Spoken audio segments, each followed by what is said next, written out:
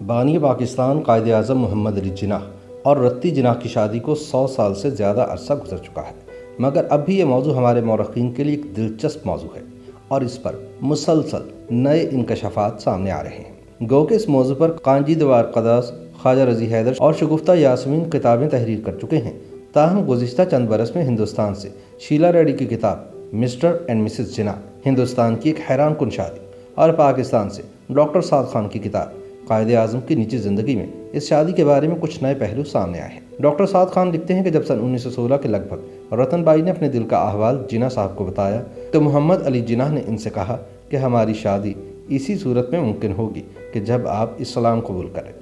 Ratan by نے محمد علی جناح سے کہا کہ وہ انہیں اسلام پر لوازمہ فراہم کرے۔ محمد علی جناح نے پہلے اپنے صحافی دوست سید عبداللہ بریلوی اور پھر اپنی بہن شیرین جناح کے ہاتھ انہیں دین اسلام سے متعلق چند کتابیں بھجوائیں۔ رتن بائی نے یہ کتابیں پڑھیں تو بہت متاثر ہوئیں اور فوراً اسلام قبول کرنے پر آمادگی ظاہر کر دی۔ شیلا ریڈی لکھتی ہیں کہ سن 1916 میں محمد علی جناح اور رتن بائی کے اہل خانہ کے ساتھ دارجلنگ گئے ہوئے تھے۔ رتن بائی کے والد سر ڈنشا پیٹٹ کا شمار ہندوستان کے امیر ترین افراد میں ہوتا تھا۔ محمد علی جناح ڈنشا پیٹٹ سے عمر میں 3 سال چھوٹے اور رتن بائی سے 24 سال بڑے تھے۔ کسی کے وہم و گمان میں بھی نہ تھا کہ اس سفر میں رتن بائی محمد علی جناح کی محبت میں گرفتار ہو جائیں۔ رتن بائی بچپن سے ہی ایک مختلف مزاج کی حامل تھی۔ ان کی پرورش شاعرانہ ماحول میں ہوئی تھی۔ 11 سال کی عمر میں ہی ان کے والد نے انہیں الفریڈ ٹینیسن کا دیوان تحفتاً دیا تھا۔ کتاب پر تحریر تھا چاہنے والے پاپا کی طرف سے پیاری رتی کے لیے، 14 دسمبر سن 1911، جو ان کے چھوٹے بھائی جمشید کی تاریخ پیدائش ہے۔ رتی جب محمد علی جناح سے ملی تو اس وقت تک وہ شیلے، کیٹس، براؤننگ، برنس اور بے شمار دوسرے انگریزی شعراء اور بہت سے ڈراموں اور ناولوں کا گہرا مطالعہ کر چکی تھی۔ رتی کے زود اثر پذیر ذہن کا ان سے متاثر ہونا ناگزیر تھا۔ وہ رومان پسند ہو گئے۔ یہی وہ فضا تھی جس میں وہ اپنے خوابوں کے شہزادے سے ملے۔ وہ بلند قامت، قداور اور اولو العزم اور عالی ہمت محمد علی جناح کی طرف مائل ہو گئے، جو اس وقت تک سیاست اور قانون کے میدانوں میں صف اول میں جگہ پا چکے تھے۔ دارجلنگ میں رتی کو محمد علی جناح کی شخصیت، عادات و اطوار اور سیاسی فلسفے کا بہت قریب سے جائزہ لینے کا موقع ملا۔ بظاہر سخت گیر، اپنی انا کے اسیر، استقامت اور اولو العزمی کی مجسم تصویر، وجیح اور سروقت محمد علی جناح، جو پہلی شادی کے بعد سے تجرد کی زندگی گزار رہے تھے، رتی بائی کو اپنے باطن میں ایک مختلف انسان دکھائی دیا، ایک ایسا انسان جس کی روح نہایت نرم و نازک تھی۔ دارجلنگ کے سبززاروں میں محمد علی جناح اور رتی بائی گھنٹوں گھڑ سواری کرتے رہتے اور اسی دوران بالآخر انہوں نے فطرت کے حسین مناظر کے سائے میں تمام عمر ایک دوسرے کا ساتھ دینے کا فیصلہ کر لیا۔ رتن بائی کی قریبی دوستوں میں سروجنی نائیڈو کی بیٹی پدماجا شامل تھی۔ پدماجا رتن بائی سے اپنے دل کی کوئی بات نہیں چھپاتی تھی، لیکن اتنے قربت کے باوجود اس بات کا کوئی ثبوت نہیں ملتا کہ رتن بائی نے انہیں اپنی زندگی کے سب سے بڑے راز میں شامل کیا تھا۔ محمد علی جناح دارجلنگ سے واپس آئے تو اپنی سیاسی زندگی میں دوبارہ مصروف ہو گئے، لیکن وہ رتن بائی کو نہیں بھولے۔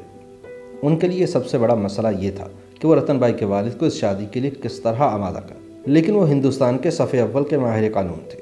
ایک دن وہ سر ڈنشا پیٹٹ کے گھر پہنچ گئے اور بقول شیلا ریڈی کے اپنی دوستی اور سر ڈنشا کے ذہنی سکون کو ہمیشہ کے لیے داؤ پر لگا دیا۔ محمد علی جناح کے ایک دوست MC چھاگلا نے، جو بعد میں ممبئی ہائی کورٹ کے چیف جسٹس بنے اور ایک زمانے میں محمد علی جناح کے ماتحت کام کر چکے تھے، اپنی کتاب roses in December an auto biography میں لکھا ہے کہ دارجلنگ سے واپس آنے کے بعد ایک شام محمد علی جناح سر ڈنشا پیٹٹ کے پاس پہنچے اور ادھر ادھر کی باتوں کے بعد ان سے پوچھنے لگے کہ مختلف فرقوں کے افراد کے مابین شادیوں کے متعلق آپ کا کیا خیال ہے۔ سر پیٹٹ نے، جو صورتحال سے بالکل بے خبر تھے، بہت زور دے کر اپنی اس رائے کا اظہار کیا کہ ایسی شادیوں سے قومی یگانگی اور یکجہتی میں خاصا اضافہ ہوگا اور ہو سکتا ہے کہ انجام کار یہی شادیاں فرقہ وارانہ منافرت کا آخری حل ثابت ہوں۔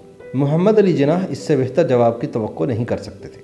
انہوں نے بحث پر مزید الفاظ ضائع کیے بغیر اپنے دوست سے 2 ٹوک الفاظ میں کہا کہ میں آپ کی بیٹی سے شادی کا آرزومند ہوں۔ سر ڈنشا سختے میں آ گئے۔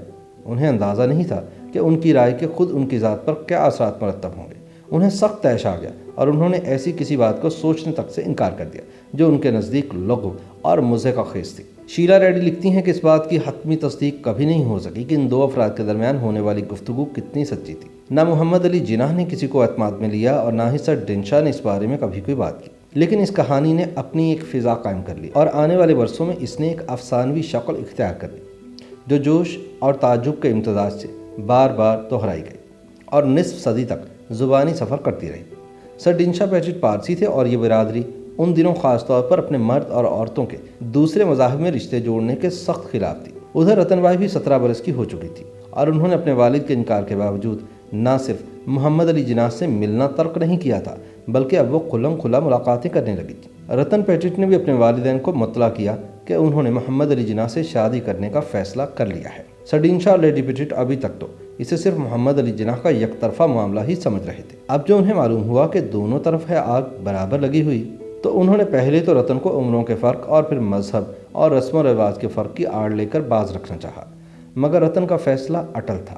وہ عزم کر چکی تھی کہ دنیا کی کوئی طاقت ان کے فیصلے کو نہیں بدل سکتی اور وہ محمد علی جناح کی ہو کر رہیں گے۔ شیلا ریڈی لکھتی ہیں کہ جون سن 1917 کے اواخر میں وہ ایک دن اچانک اپنی بیگم سے مشورہ کیے بغیر محمد علی جناح کے خلاف درخواست دائر کرنے عدالت پہنچ گئے۔ عدالت میں مقدمے دائر کرنا سر ڈینشا کی ایک بری عادت تھی۔ وہ چھوٹے موٹے گھریلو تنازعات اور کاروباری مسائل بھی عدالت میں لے جاتے تھے۔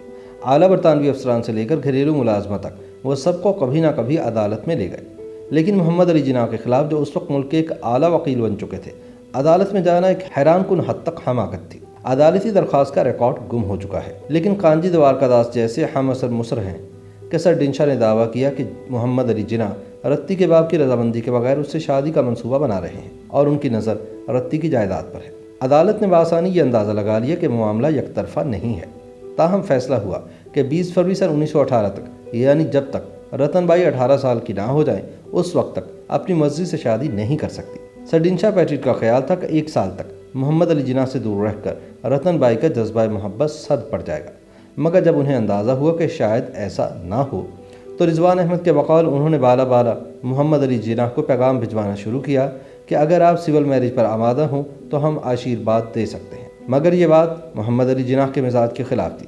وہ مسلمان تھے اور ان کو یہ قانون بھی معلوم تھا کہ سول میرج کے لیے یہ حلف دینا پڑتا ہے کہ فریقین کسی مذہب سے تعلق نہیں رکھتے۔ یوں بھی وہ اسمبلی میں مسلمانوں کی نمائندگی کرتے تھے اور ایسے کسی حلف پر دستخط کرنے سے ان کا پورا سیاسی کریئر تباہ ہو سکتا تھا۔ 20 فروری سن 1918 کو رتن بائی 18 سال کی ہو گئی۔ اب وہ اپنی مرضی کا فیصلہ کرنے کے لیے آزاد تھی۔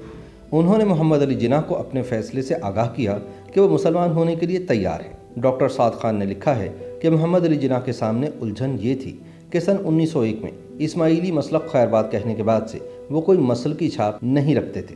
سن 1918 سے پہلے وہ اپنی 3 بہنوں کی شادیاں کر چکے تھے، جن کے لیے انہوں نے اپنے بہنوئیوں کے خاندانوں کی مسلکی وابستگی کی پرواہ نہیں کی تھی کہ وہ شیعہ ہیں یا سنی یا اسماعیلی۔ محمد علی جناح کی ایک بہن رحمت بائی کی شادی کلکتہ کے ایک سنی مسلمان قاسم بھائی جمال سے ہوئی تھی۔ دوسری بہن مریم بھائی کی شادی ممبئی کے خواجہ اسنا عشری عابدین بھائی پیر بھائی سے، اور تیسری بہن شیریں بائی کی شادی ممبئی کے ایک اسماعیلی تاجر جعفر بھائی سے ہوئی تھی۔ تاہم سن 1968 میں جب وہ پاکستان آئیں تو انہوں نے اسماعیلی مسلک چھوڑ کر شیعہ اسنا عشری مسلک اختیار کر لیا۔ محمد علی جناح کے اکلوتے بھائی احمد جناح نے ایک سوئس عورت ایملی سے شادی کی تھی۔ محمد علی جناح سن 1901 کے بعد سے ہر مسلک کی تفریق سے بالاتر تھے، مگر اب رتن بائی کو اسلام کے دائرے میں داخل کرنے کے لیے انہیں کسی نہ کسی مسلک کا انتخاب کرنا تھا۔ محمد علی جناح نے اپنے اسماعیلی دوست سر محمد کریم اور سر فضل بھائی کریم بھائی کی وساطت سے سر آغا خان سوم کی والدہ لیڈی شمس علیشہ سے رابطہ کیا اور پوچھا کہ رتن بائی کو اسماعیلی جماعت میں کس طرح شامل کیا جا سکتا ہے۔ لیڈی شمس علیشہ اسماعیلی برادری کی روحانی سرپرست تھی اور ماتا سلامت کے نام سے جانی جاتی تھی۔ یہ وہی لیڈی شمس تھی جنہوں نے 41 سال پہلے جناح کی پیدائش پر ان کا نام محمد علی رکھا تھا۔ تاہم انہوں نے رتن بائی کو اسماعیلی جماعت میں شامل کرنے کی اجازت دینے سے معذرت کر لی۔ ان کا کہنا تھا کہ ان کے بیٹے سلطان محمد شاہ امام ہیں اور جماعت کے معاملات پر انہی کی رائے حتمی ہے۔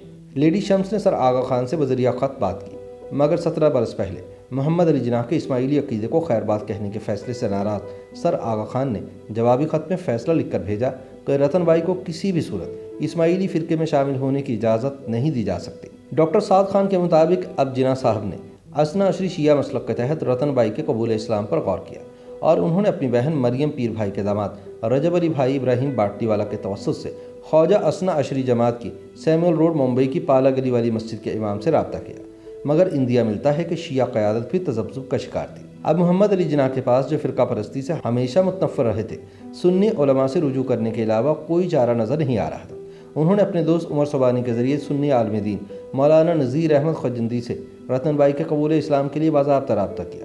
انہوں نے یہ درخواست بلا تعامل قبول کر لی۔ 18 اپریل سن 1918 کو عمر سبانی رتن بائی کے گھر پہنچے۔ اس وقت ان کے تمام اہل خانہ پارسی عقیدے کی ایک سالانہ رسم کے تہوار کے لیے آتش کدے گئے ہوئے تھے۔ رتن بائی عمر سبانی کی کار میں مولانا نذیر احمد خجندی کی مسجد پہنچی۔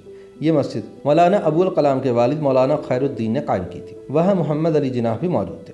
مولانا خجندی نے رتن بائی کو کلمہ طیبہ پڑھایا اور ان کا نام مریم رکھ دیا۔ اس کے بعد عمر سبانی رتن بائی کو واپس ان کے گھر چھوڑا، جبکہ ان کے اہل خانہ ابھی مذہبی تقریب سے واپس نہیں آئے تھے۔ چنانچہ کسی کو بھی ان کی چند گھنٹوں کے لیے گھر سے غیر موجودگی کا پتہ نہ چل سکا۔ ڈاکٹر سعد خان لکھتے ہیں کہ جب یہ خبر خواجہ اسنا عشری جماعت بمبئی کے سربراہ خان بہادر سیٹھ وجوہ علی تک پہنچی تو انہوں نے رجب علی ابراہیم کے توسط سے محمد علی جناح کو فوری پیغام بھجوایا کہ وہ اپنے گزشتہ فیصلے پر نظر ثانی کرتے ہوئے انہیں اور رتن بائی کو خواجہ اسنا عشری جماعت میں شامل کرنے کے لیے تیار ہے۔ چنانچہ اگلی صبح محمد علی جناح اور رتن بائی خواجہ اسنی عشری برادری میں شامل ہو گئے۔ 19 اپریل سن 1918 کو یعنی 7 رجب سن 1339 ہجری اور جمعہ کا دن تھا اور مقام ماؤنٹ پلیزنٹ روڈ پر واقع قائد اعظم محمد علی جناح کا بنگلہ ساؤتھ کوٹ تھا، جہاں رتن بائی اور قائد اعظم محمد علی جناح رشتہ ازدواج میں منسلک ہو گئے۔ یہ نکاح مولانا حسن نجفی نے اسنا عشری عقائد کے مطابق پڑھایا۔